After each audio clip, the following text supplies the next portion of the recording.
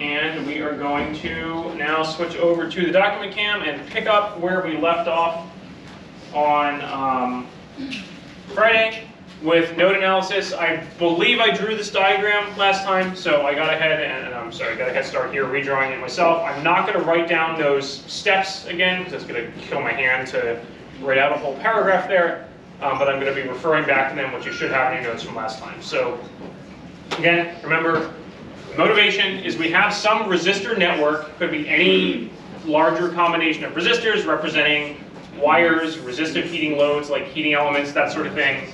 And our goal is to more systematically kind of solve just so we know everything in the circuit instead of the manual process where you go, okay, I'm going to combine these two resistors, then I'm going to combine these two resistors, and I'm going to use Ohm's law here. This is a more systematic way to do the whole thing. Okay. Not super exciting, but again, one of the things you need to know coming out of this course. Okay, so looking at the steps I wrote down last time, which again I'm not going to duplicate on the document cam this time. Step one was choose a reference node, which is usually ground. I have a circuit with a single battery. I am going to choose that as my reference node, so that is 0 volts. Okay, I label any known voltages. In this case, I forgot to write down I have a voltage source Vs, so I know the voltage at this point is Vs, and then I'm going to make up variables or define variables for my remaining nodes. Okay, so I'm going to call that one Va, and this one Vb, and you remember from last time, even if I draw a dot there or a dot there, those are not nodes, right? They are just connected over here.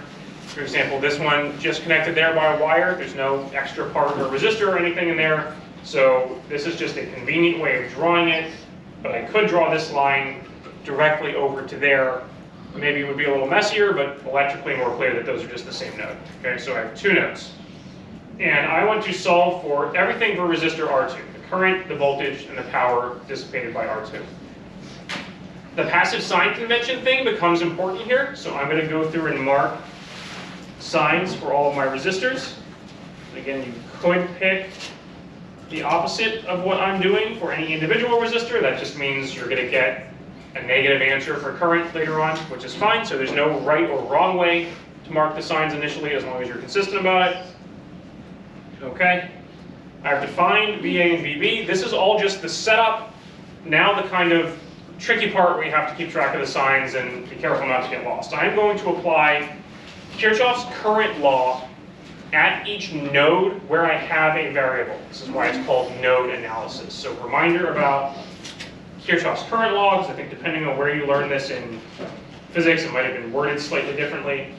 Technically, it says the sum of all currents entering a node equals 0, right? So if I have current I1 flowing into a node, and to say if I had resistors here, so positive, negative, and I define my sign conventions on my resistors like this. And I had I1, I2, and I3. The way I look at that is and just think about it as conservation of charge or conservation of mass. It's most intuitive for me to write, well, I1 is flowing in and I2 and I3 are flowing out. So I would write I1 equals I2 plus I3.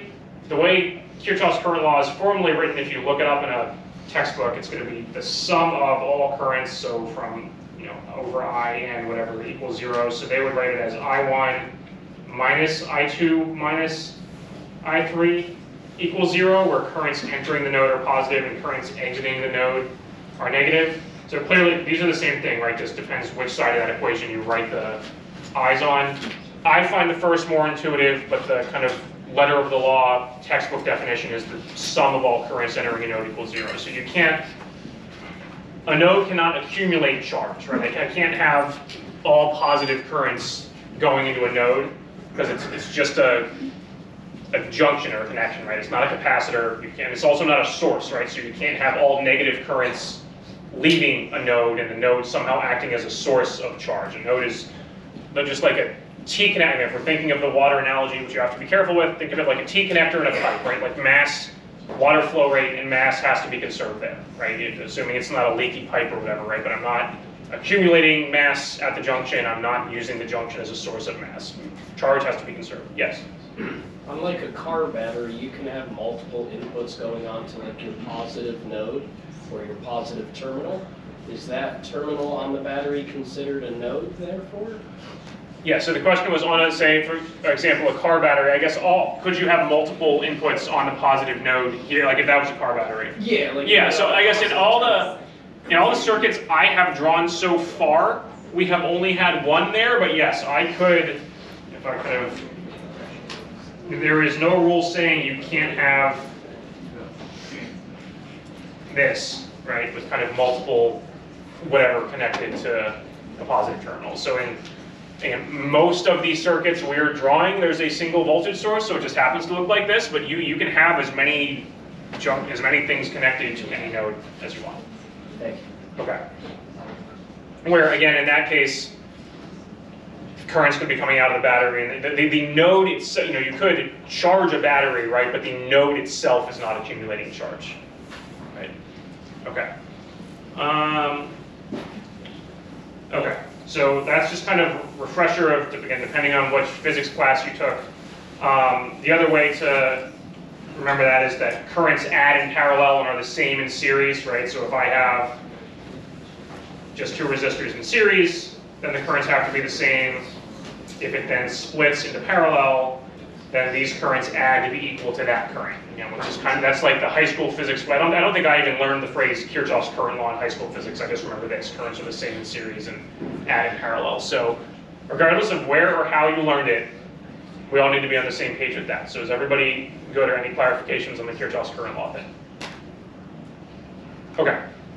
So we are going to apply that law, again in whatever convention or notation we used it, to node A. Okay, so I'm going to walk through an example of how to do this for node A, and then you guys are going to do it for node B instead of just sitting there and watching me do it, just so you kind of know our plan for the day. Node, spell A. Okay, so I'm going to kind of redraw just that part of the circuit down here, which is going to be kind of the same as what I had up there, but I'm going to label the resistors. So, this one drawn like that. So pretend that's just a straight line. Sorry, I drew my resistor in the wrong place. It would have been electrically equivalent, but I'm trying to be consistent with what I have above. I have R1, I have R2, I have R3. There is node A, and I have current. I'm going to use lowercase I1 coming into that node, and currents lowercase I2 and I3 going out. So again, I can write that as either I1 equals I2 plus I3, or it actually sometimes winds up making the linear algebra a little easier later. I1 minus I2 minus I3 equals 0. Okay. That part's not that hard. Again, you just literally the same thing I just did in the top right corner. I just have the same subscripts for this problem here. Okay? The tricky part is that, and my goal is to have a system of linear equations I can solve for my unknowns. My unknowns are voltages, not currents. So I am going to rewrite this equation, whichever form you chose, using Ohm's law to convert the currents to voltages for each resistor. Okay, so remember, Ohm's law is V equals IR. I rearrange that to solve for current, is V over R, where for each individual resistor, that V is the voltage drop over that resistor. So this is where you have to be careful about which voltage you're talking about. Okay, so for example, looking at this, the voltage drop over R1 is not Vs, it's Vs minus Va. It's the difference between the voltages at the two nodes on either end of the resistor. The voltage drop over R2 is Va minus Vb. Okay, same for R3. The voltage drop over R4 is just Vb because it's Vb minus 0. Okay, so this is where you, again, it's pretty simple here because we only have 4 resistors, but for a larger network with more resistors, you have to be careful about what the voltage drop over the resistor you're looking at is. You also have to be careful about the sign convention. Okay, the sign convention is the voltage on the positive side minus the voltage on the negative side. If I had, for example, flipped the plus and minus on R2, then it would be VB minus VA for R2. Okay, so again, I usually try to keep things going sort of clockwise when it's obvious which direction the Currents are flowing, but that might not always be the case. Okay. So I'm going to do that. Again, apply Ohm's law for each resistor. So for resistor R1, the voltage drop over the resistor is Vs minus Va. That's going to equal I1 R1. For resistor R2, the voltage drop over that resistor is Va minus, didn't write that down here, minus Vb. That equals I2 R2. And for resistor R3, it's in parallel to R2, same voltage drop. Va minus Vb equals I3 R3. Okay? I'm going to rearrange each of those equations to solve for current, so I'm just dividing each side by R. I like to write out every step of algebra very literally because I'm bad at doing this in my head in my old age. Okay, you know, when I was 20, maybe I could have done a bunch of these steps in my head, but things get a little dusty up here and you make mistakes. So I1 equals Vs minus Va over R1. I2 equals Va minus Vb over R2. And I3 equals Va minus Vb over R3. Cool. I now have three versions of Ohm's law, all in terms of either constants that I know, so Vs is a constant and the resistor values are all constants, or my variables Va and Vb, which I don't know. I am going to now plug all three of these into there. And then I will have an equation that got rid of all the currents and is just in terms of voltages. Okay? So if I do that, plugging in for I1, I get Vs minus Va over R1 minus I2, right? So this is where, depending on which version of this equation you wrote, you need to be careful with your minus signs, minus Va minus Vb over R2, minus again, minus I3, Va minus Vb over R3, all equals 0. Okay, and if you remember linear algebra, right, Ax equals B, we want an equation that's like this, A11, A12, A21, A22 times X1, X2 equals B1, B2, where multiply this out, that'll give you two equations with coefficients times your unknowns, which isn't exactly how we have it in this format yet, so I'm kind of jumping around the page here. This is now going to come over here.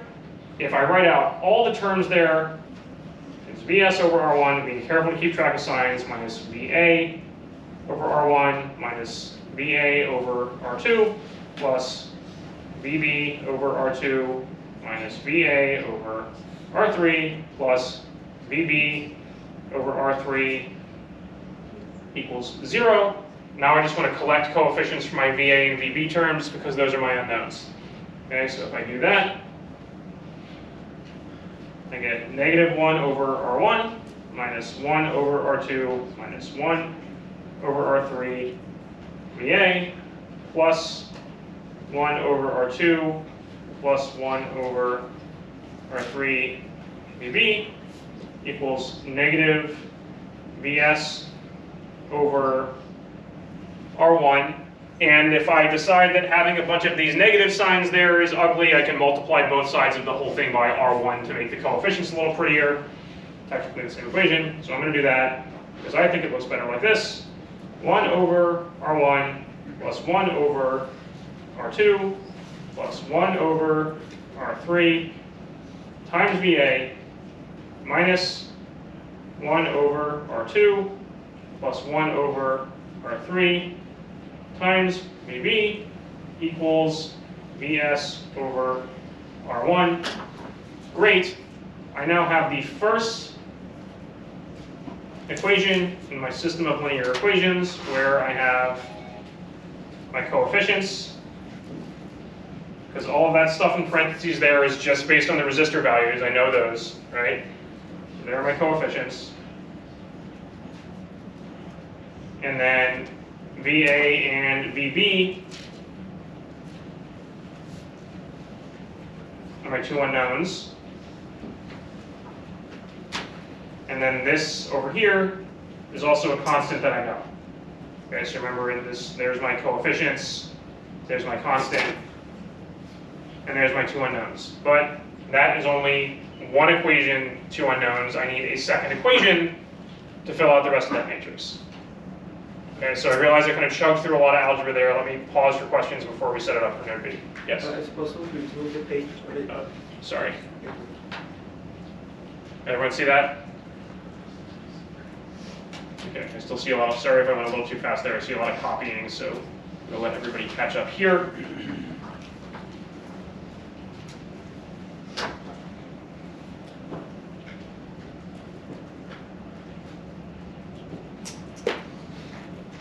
Okay.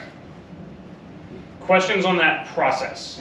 Because this is what you are now going to, I'm going to ask you guys to do that for node B and have it as a poll everywhere. And then you're going to need to do this on homework too if you haven't already. So it's a very kind of procedural, whatever you want to call it, process. The thing people get tripped up on sometimes is just keeping track of all the signs and not getting an accidental minus sign flip somewhere. Or again, that conversion, setting up Kirchhoff's current law is usually pretty easy, but then converting to Ohm's law and properly keeping track of the voltage drop over each resistor, I think is where people also get tripped up. Okay. Questions on what I just did? Either the setup or like how did you get from any step of the algebra, just rearranging stuff? None? Okay, cool. I just did that for node A, do it for node B. I am going to launch the poll everywhere question that has just a bunch of different potential options for the equation based on maybe some mistakes you might make with a sign or something. So sit there and work through it. Consider this practice for the homework.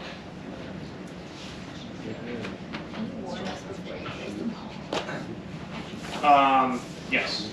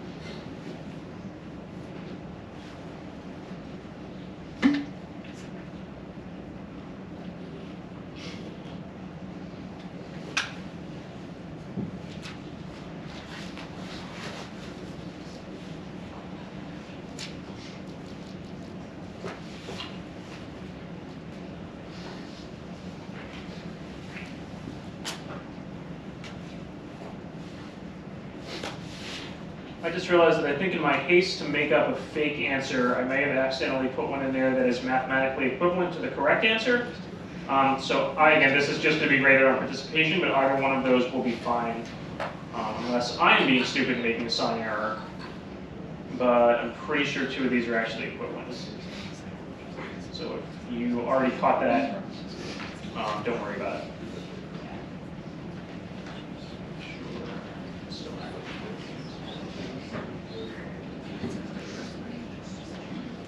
Okay. We're hovering around 45-ish replies, so if you have a clarification question for me, go ahead or ask, if you're kind of stuck on the procedure, go ahead and ask somebody next to you.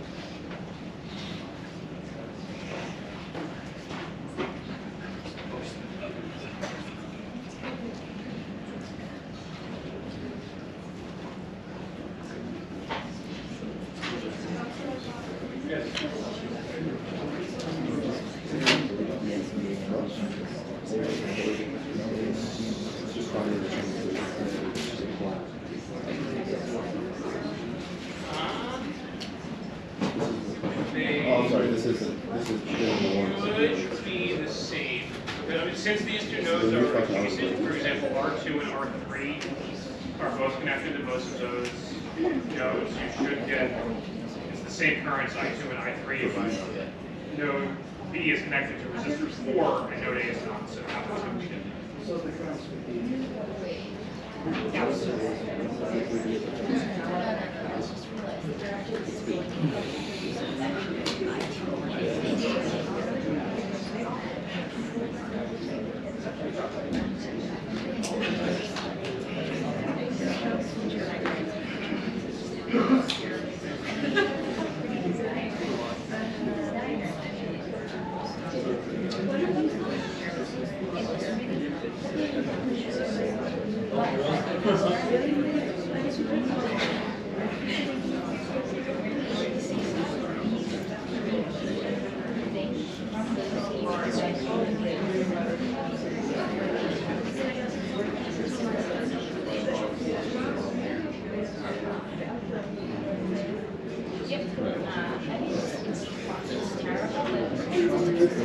Okay, we are around 105-ish. I will give it a few more seconds and then show the results and walk through the derivation here. So maybe 5, 4, 3, 2, 1, deactivate. Good morning. Okay, responses. Okay, the responses are almost evenly split between A and B, so those are both correct because I'm stupid and didn't realize that I just multiplied them by -1 and they're the same. Okay, so good job. Hopefully this process is not as confusing as I was worried it would be. I will walk through how I would do the derivation, just for those of you who didn't get it.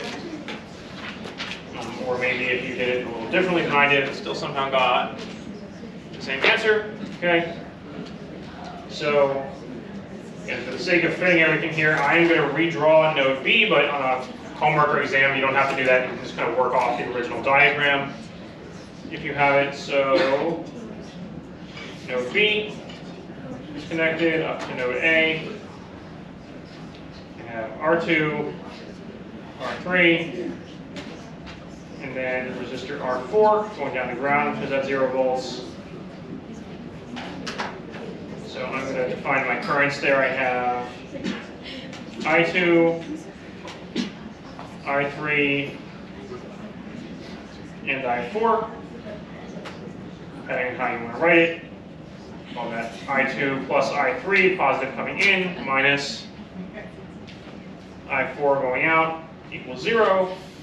Writing Ohm's law for each resistor. So actually R2 and R3 are going to be the same as what we did for node A. This was a question somebody sort of asked in the middle.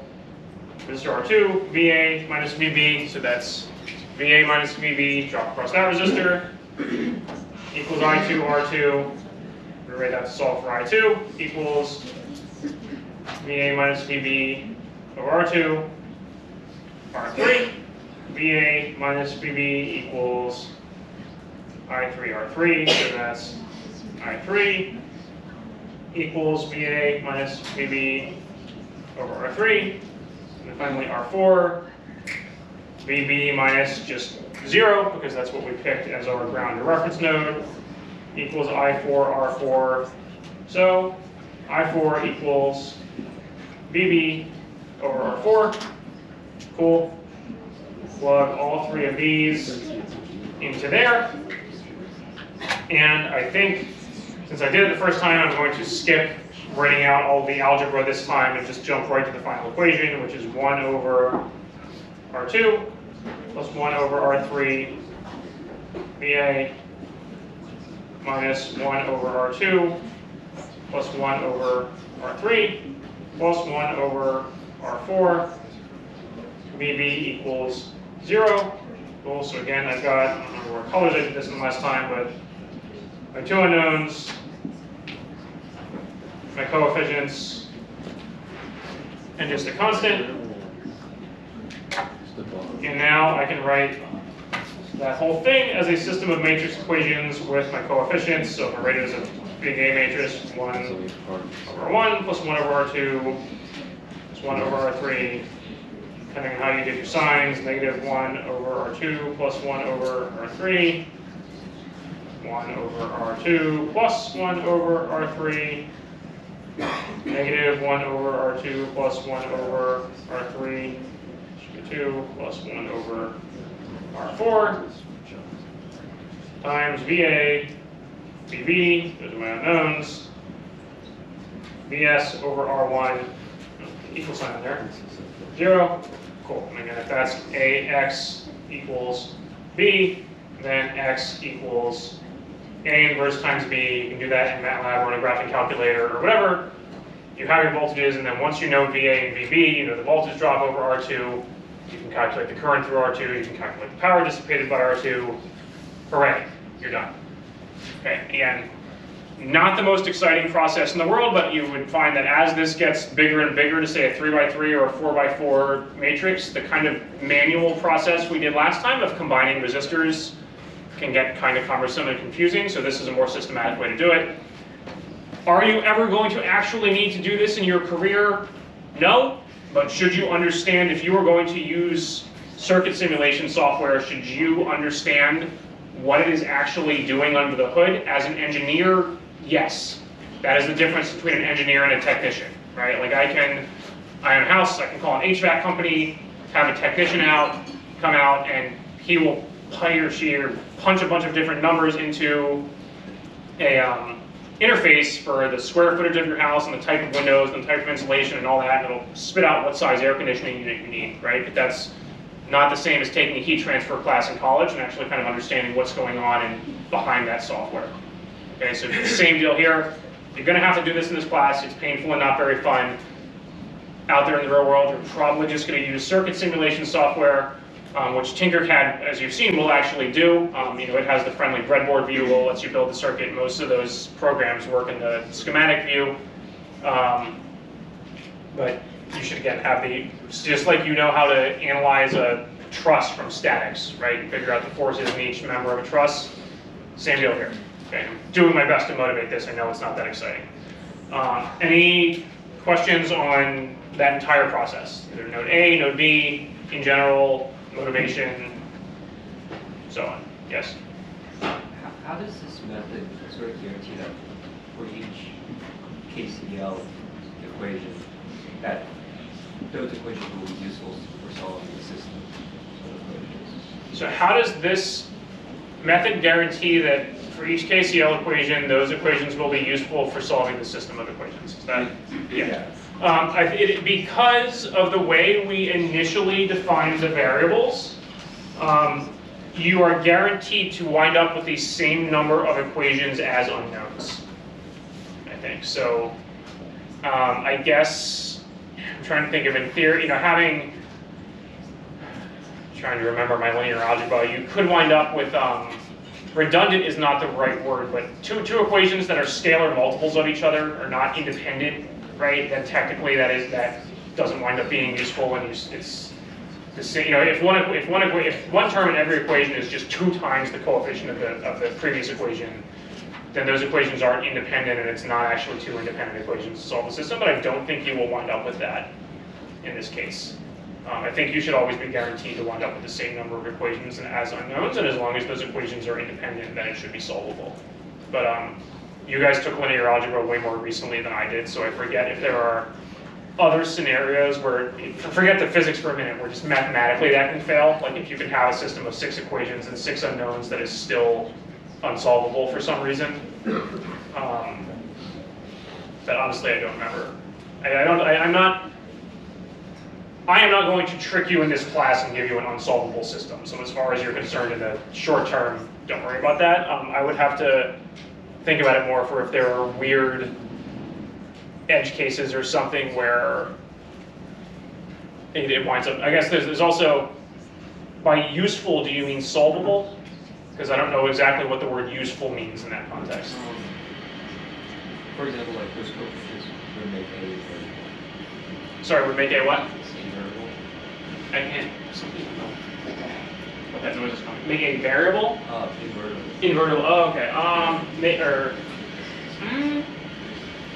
It has also been way too long since I've taken linear algebra to remember what makes A not invertible for a 2x2 matrix. Or I guess as you get bigger, there's criteria for whether or not you can invert it. I don't know if there's some specific combination of resistor values that would give you a weird, so we did this all symbolically, but if you could wind up with a matrix that is numerically not invertible.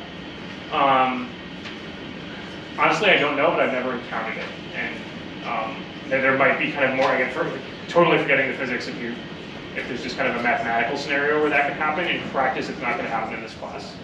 Okay? All right, so does anybody else who's taken linear algebra not 20 years ago have an answer for that? Is there a scenario where, for example, you could wind up with an A matrix that is not invertible, so you can't do this?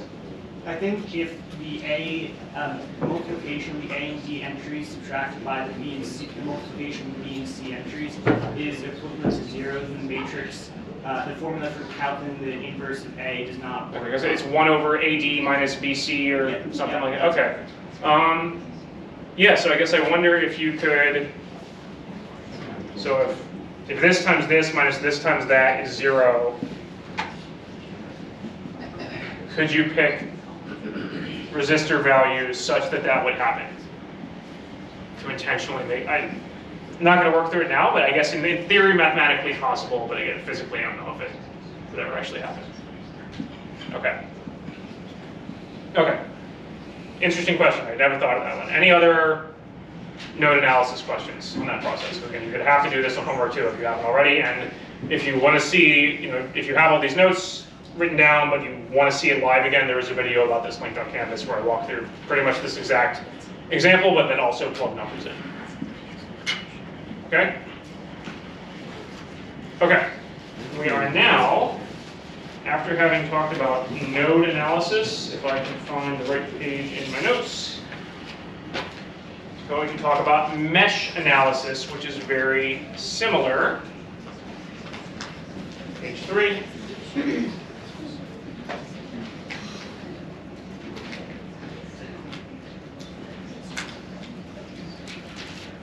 Okay. So first, a definition, because mesh is a word that you might hear in reference to Wi-Fi routers or like a Wi-Fi mesh network or something. That is not what we mean here. I think this term, in this context, probably predates the existence of Wi-Fi. So a mesh, kind of like we had a definition for a node in a circuit. I'm going to draw a different example circuit here. A mesh is a loop that does not contain other loops. That does not contain other loops. So for example, in this circuit, I could say this kind of loop here. So that is mesh 1.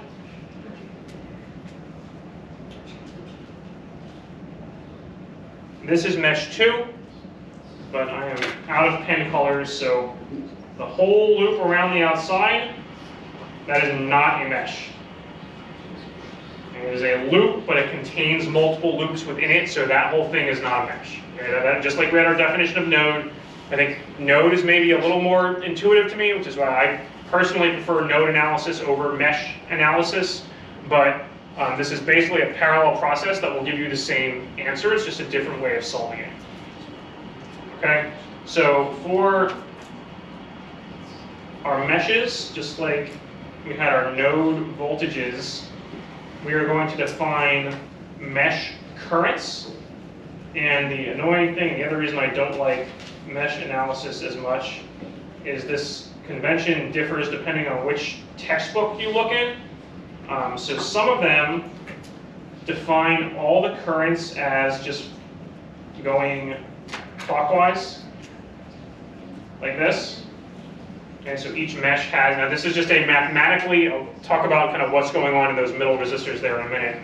But the point was, then some other textbooks have them like this, where they alternate clockwise and counterclockwise. So if you think of it like meshing like gears in the middle on the right there, that may or may not be where the name comes from. I don't totally understand the origins of it. In this class, I'm going to use the left-hand convention, but again, if you go look in a different book, sometimes they'll have them kind of alternating like that. So the idea there is that each one of these is kind of a mathematical construct about the current flowing through each mesh. It doesn't mean we actually have kind of, again, thinking of it like water flow, it doesn't mean there's two different flows of current or electrons going in opposite directions through those middle resistors. Depending on your sign convention, if I go, so call this resistor, I'm just going to call that R there. That means and I'll call that R1. The actual RA, sorry, I'm trying to get my subscripts confused. Call that RA.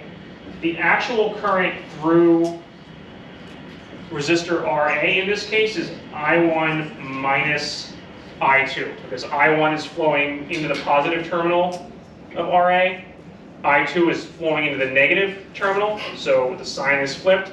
The actual total current that is flowing through RA is I1 minus I2. Okay, and it is not somehow two different flows of electrons going in different directions there. We're just making up I1 and I2 for the sake of the math. Okay, this is why I think this part, mesh analysis, is usually more confusing in terms of node analysis when you have these adjacent meshes and you have to figure out whether, in that case over there, if that was RA, that would be IA equals I1 plus I2, because they're both going into the top positive terminal. Okay? The procedure, so again, that's our definition of mesh, kind of defining the mesh currents, just like we define node voltages. Procedure for mesh analysis is, again, define mesh currents. But now, instead of applying KCL to each node, we're going to apply Kirchhoff's voltage law to each mesh. For example, I'm going to draw the same circuit we had before here, where I have R1, R2, R3, and R4. I'm going to assign my passive sign convention to each one. And I have VS. So again, depending on how you learned this in high school, and the technical wording for Kirchhoff's voltage law is the sum of all voltages across or around a loop equals 0. So I would look at this and say, okay, well, R1, and again, the kind of informal high school physics way I learned it is voltages are the same, voltages add in series and are the same in parallel, right? So I could look at this inner mesh and go, okay, the voltages of these three resistors add, and then they're in parallel to VS, so it's going to be VS equals VR1 plus VR2 plus VR4. But if you're going to do it in a sum of the voltages equals 0 format, then it would be VS minus VR1 minus VR2 minus VR4 equals 0. Same thing, just flipping the side of the equation you're writing it on. Now we're going to use Ohm's law. instead of rewriting equations with currents in terms of voltages, we're going to rewrite equations with voltages in terms of currents. So use Ohm's law to rewrite equations in terms of mesh currents, where again, in this case, the actual current, when you apply Ohm's law to, for example, this resistor R2, if I have I1 like that, and I2 like that, and then the voltage drop across resistor R2 is I1 minus I2 times R2. So that's just one example. And then kind of the same thing as node analysis. You're going to write, I don't know why I switched to parentheses instead of a period there, but do that. System of equations in matrix form.